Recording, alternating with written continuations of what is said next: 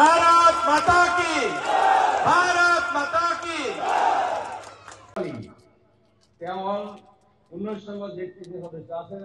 ৰাইজৰ সঁহাৰি যথেষ্ট ভাল হৈছে আৰু ৰাইজৰ সঁহাৰি দেখি আমি এটা কথা আমি প্ৰায় নিশ্চিত হৈছোঁ যে পালাজিত আমাৰ জিলা পৰিষদ এপিৰ মেম্বাৰ এইসকলক ৰাইজে ভোট দিয়াৰ কাৰণে মানে মন স্থিৰ কৰিছে আৰু আমি ভাবোঁ যে আমাৰ বিজেপি আৰু অসম গণ পৰিষদ আমাৰ মিত্ৰজোঁট গতিকে আমাৰ মিত্ৰজোঁটৰ সপক্ষে ৰাইজে ভোটদান কৰিব বুলি আমি আশাবাদী। চাওক, পালাজি জিলা পৰিষদত এতিয়া ৰাইজে কৈছে যে মোক এনে ব্যক্তিগতভাৱেও কৈছে তেখেতসকলে যে আমি এইবাৰ জিলা পৰিষদক আমি জিকাই দিম, এনেকৈ তেখেতসকলে কৈছে। মানে মই ভাবোঁ যে ৰাইজৰ যিটো ৰাইজেহে ভোট দিব, ৰাইজৰ যিখিনি সঁহাৰি আপোনালোকেও দেখিবলৈ পাইছে আৰু কিছুমানে মোক ব্যক্তিগতভাৱেও কৈছে যে আমি এইবাৰ প্ৰেজেণ্ট দিম আপোনাৰ জিলা পৰিষদ হিচাপে, গতিকে আমাৰ অঞ্চলটোৰ বাকী উন্নয়নখিনি আপোনালোকে কৰিব। গৰাখহনীয়া এইবিলাক চৰকাৰে সদায় প্ৰায়ৰিটি বেচিছত কৰি আছে আৰু আপোনালোকে জানে যে যোৱাবাৰ ইমান বানপানী হোৱাৰ পিছত মাত্ৰ 3 ঠাইত মথাউৰি ভাঙিছে, মথাউৰিবিলাক উন্নত হৈছে। গতিকে পৰ্যায় ভিত্তিত মথাউৰিবিলাক উন্নত হ'ব আৰু মথাউৰিবিলাক পকীকৰণো কৰিছে এইবাৰ।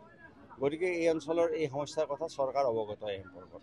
পোনপ্ৰথমে মই 18 নং পালাজি জিলা পৰিষদৰ অন্তৰ্গত মোৰ অতিকৈ শ্ৰদ্ধাৰ সন্মানীয় ভোটাৰ তথা মুৰব্বিয়ান মোৰ পিতৃতুল্য দেউতা মা দেউতাসকলক মই তেখেতসকলৰ চৰণত মই সেৱা জনাইছোঁ।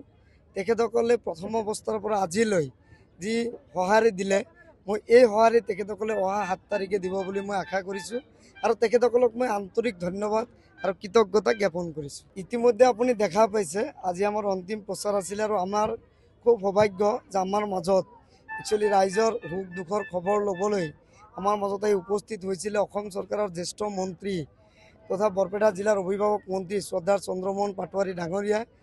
তেখেতে আমাৰ ইয়াতে আহিছিলে বৰপেটা জিলাৰ অভিভাৱক মন্ত্ৰী হিচাপে আৰু বিশেষকৈ 18 নং পালাজি জিলা পৰিষদত ৰাইজে এইবাৰ মুখ্যমন্ত্ৰী ডাঙৰীয়াৰ যি উন্নয়নৰ বিকাশ যাত্ৰাৰ যি চৰকাৰ চলি আছে, সেই বিকাশ যাত্ৰাৰ চৰকাৰত সংখ্যালঘু ৰাইজে এইবাৰ মন প্ৰাণ ঢালি হিয়া উজাৰি ঢালি তেখেতক পদুম ফুলৰ ছবিত তেখেতৰ আহ্বানত ভোট দিব বুলি আশ্বাস দিলে।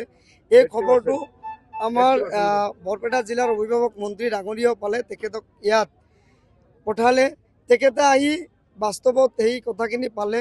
লগতে এই 18 নং পালাজি জিলা পৰিষদৰ অন্তৰ্গত বিশেষকৈ বাঘবৰৰ পৰা বহৰীলৈ যি আমাৰ বৃহত্তৰ যি গৰাখহনীয়া আৰু মথাউৰিৰ সমস্যাৰ কথা তেখেতে ইতিমধ্যে তেখেতৰ ভাষণত কৈ গৈছে যে সেইখিনিৰ সমস্যাও তেখেতে সমাধান কৰি দিম বুলি তেখেতে কৈ গৈছে। লগতে উত্তৰ পাৰ দক্ষিণ পাৰৰ দলঙৰ কথা কৈছে, তেখেতে সেই কথাখিনি তেখেতৰ ভাষণ প্ৰসংগত কৈ গৈছে। গতিকে ৰাইজ যথেষ্ট আগতে যদি আমাৰ 80% আছিলে, আজি আমাৰ বৰপেটা জিলাৰ অভিভাৱক মন্ত্ৰী ডাঙৰীয়াৰ আশ্বাস আৰু বিশ্বাসত তেখেতসকলে এতিয়া 100ত 99% হৈ গৈছে।